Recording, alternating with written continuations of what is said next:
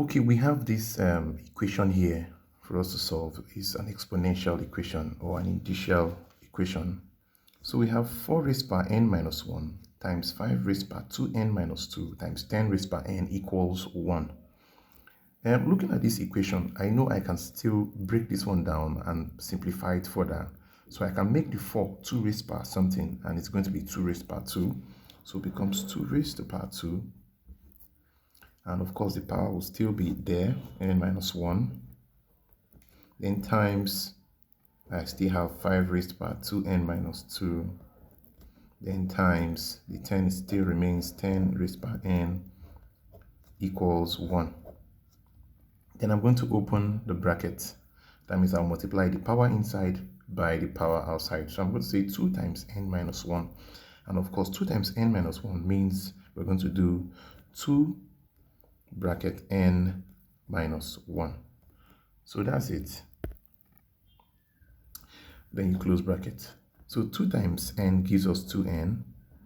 There's a plus here. So plus times minus minus 2 times 1 gives us 2. So we have 2n minus 2 after multiplying 2 times n minus 1. So I'm going to fix it there now. So 2, no more bracket again. I've multiplied these 2 to get this one, to get 2n minus 2.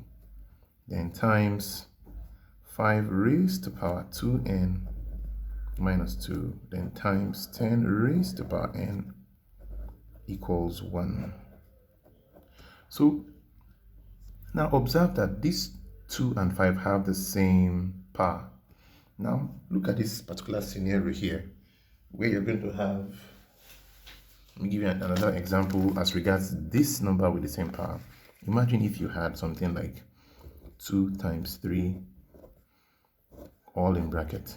Then you have 3n as the power, and you're asked to open this bracket. How do you do it? You know there's a power 1 here and there's a power 1 here.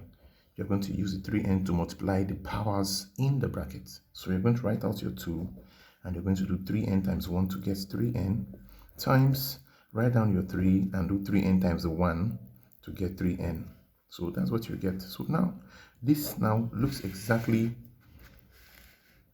like this. So we have 2 and a power, we have 3 and a power, and we have 2 and a power and 5 and the same power. So I can actually reverse this back to this.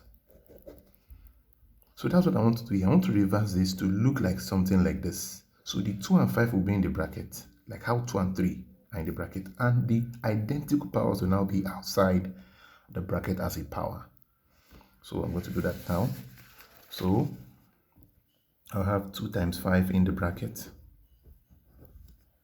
and I'll have the identical powers 2n minus 2 outside the bracket, because now I know that if I open the bracket by multiplying 2n minus 2 by the 1 here and the 1 here as their powers, I will get back this, so it's correct. So times, we have 10 raised to power n equals 1. So going further, I can multiply these 2 because I want this left hand side to have a base of 10, so it'll be easy for me. So I have 2, that's easy for me to multiply by this other 10 raised by n. So I have 2 times 5, I have 10. Still the power is there, 2n minus 2. Then times, this is 10 raised to power n equals 1. And of course, 10 raised by 2n minus 2 times 10 raised by n. Using law of indices, I'm picking one of the bases, one of the 10. And then I'll add up the powers. So I'm going to say 2n minus 2 plus n. 2n minus 2 plus n equals, like this one, I'm going to make it 10 raised by something, and definitely it will be 10 raised by 0, because 10 raised by 0 still gives you 1. So this is correct also. So adding up, I have, I'm going to add up the like terms. So I'm going to add up 2n plus n to give me 3n, and I will still include minus 2. So I have 10 raised to power 2n plus n gives me 3n. Then the minus 2 is there waiting for me. Fix it back. Equals 10 raised to power 0. So I can cancel out the bases, then make my powers equate my powers. So I now have, this is 3 here, and I'll have 3n minus 2 equals 0. Collect like terms. The minus 2 moves over to become plus 2. So I have 3n left on the left-hand side equals 0 minus 2 becomes plus 2. Then I'm going to have, I'll have 3n equals 0 plus 2 is 2. Then divide both sides by 3.